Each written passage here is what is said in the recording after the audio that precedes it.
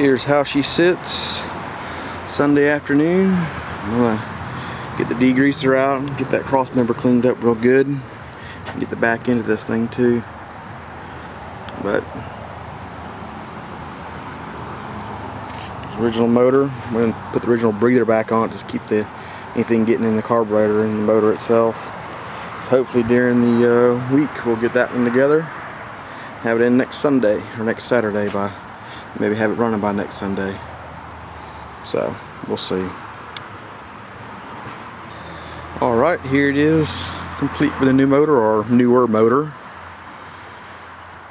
Got just these fabricated style valve covers, and got the wind intake and the Holley, I think it's a 570 Street Avenger or whatever the hell it is. Just use the Mustang accessories, which then move the alternator up to the top, which I kind of like better than being on the bottom. Even though wish I would have had more time, I would have detailed the front accessories, but that's something I can always do later. Took it for a test drive yesterday. It drove real good. It got a lot more power than what the old motor had. Now the way it worked out, a weekend I uploaded the first video, I pulled the original motor, got this motor in the following weekend, but it run out of time getting everything hooked up. Following weekend, got everything hooked up, got it cranked up, but the original exhaust wasn't going to match up with these Mustang shorty headers I was planning on using. The collectors were too small, so were the flanges.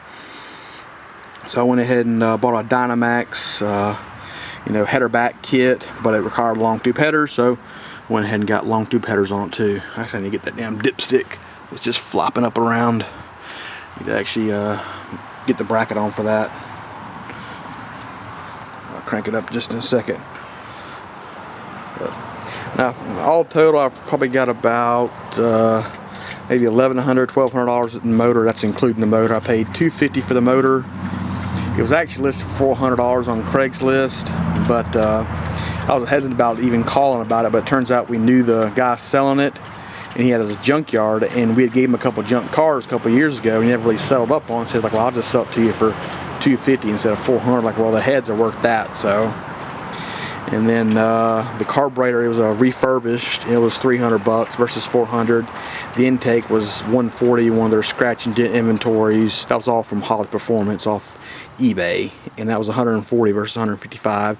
Valve covers were like $70. I could have got some cheap steel ones and painted them, or just used the originals, but figured go ahead and spruce it up some. Then another, just gaskets and other crap like that, the Holley fuel pump, other stuff like that, and you got hoses too. And then that covers the motor. Had another $300 in the exhaust, which I didn't want to do at the time, but had to go ahead and do it. Anyway, let me get this thing cranked up.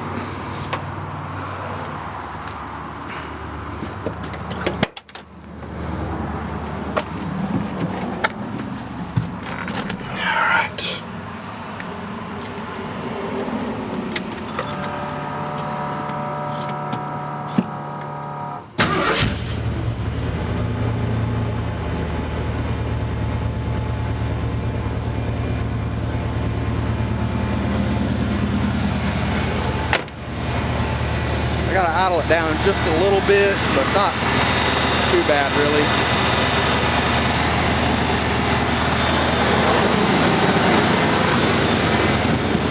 Also gotta fix the exhaust leaks, tighten the exhaust. I'm not a big fan of that right there underneath the frame rail, but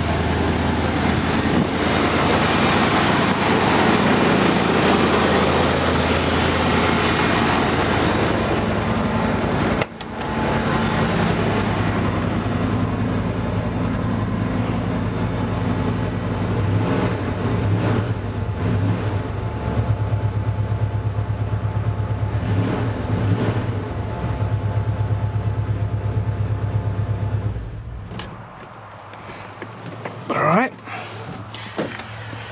that's it for now. Next up is the interior. Go ahead and, well, let me go ahead and keep open this damn door. I'm going to pull the seat, door panels out. I'm going to spray the door panels and maybe try to put some sound deadener on the floorboards. I don't know. I'm kind of worried about how this flooring is going to come apart and just come out in pieces. I'm not sure. But let me go show the underside of it. I never showed that. I'm not sure how good. You see a little bit of rust right up along there, which I'm gonna pull that form back as much as I can to try to get to it. But the radius arm bushings seem to be okay. I do gotta tighten up the exhaust. I haven't tightened it up since I got it crunked up and everything.